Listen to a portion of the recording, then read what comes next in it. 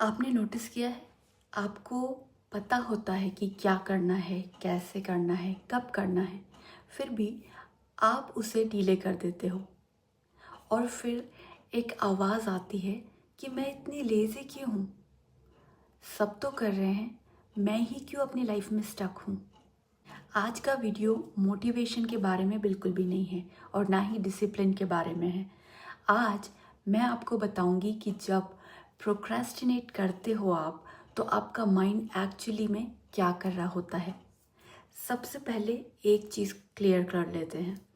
अगर आप लेज़ी होते तो आपको गिल्ट फील नहीं होता है, पर प्रोक्रेस्टिनेशन के साथ गिल्ट होता है, शेम होती है, सेल्फ डाउट होता है। इसका मतलब है कि आप केयरलेस नहीं हो, आप इमोशनली इन्वॉल्व्ड हो। और यहीं से रियल ट्रूथ शुरू होता है। प्रोक्रेस्टिनेशन टाइम मैनेजमेंट प्रॉब्लम नहीं होती, ये एक इमोशनल सेफ्टी रिस्पॉन्स होती है। फॉर एग्जाम्पल, मान लो आप जॉब अप्लाई करना चाहते हो, आपका रिज्यूमे भी रेडी है, आपका लिंक्डइन भी ओपन है, पर आप रोज़ अपने आप से कहते हो कि कल अप्लाई करूँगी, और कल फिर से कल बन जाता है। अब सच बताइए, क्या आपको अप्लाई करना आता नहीं? नहीं, ऐसा नहीं है। एक्चुअली रीज़न ये होता है कि आपको रिजेक्शन का फियर होता है, पास्ट इंटरव्यूज़ का डिसअपॉइंटमेंट होता है, ये डर कि अगर फिर से नहीं हुआ तो। आपका माइंड ये बोल रहा होता है कि अभी नहीं, मैं तुम्हें फिर से हर्ट नहीं होने दूंगा। और ये लेज़ीनेस नहीं है, ये इमोशनल प्रोटेक्शन है। Your mind is not avoiding work, it is avoiding emotional pain. एक और एग्जाम्पल देखिए। आपको पता है कि मेडिटेशन करनी चाहिए, जर्नलिंग हेल्प करेगी, इनर वर्क ज़रूरी है, पर फिर भी स्टार्ट नहीं होता।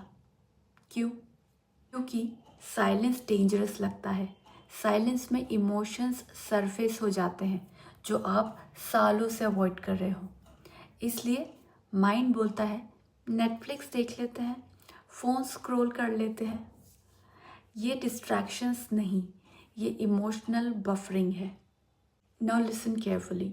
प्रोक्रेस्टिनेशन का मतलब ये नहीं कि आप वीक हो, इसका मतलब ये है कि आपका नर्वस सिस्टम ओवरलोडेड है।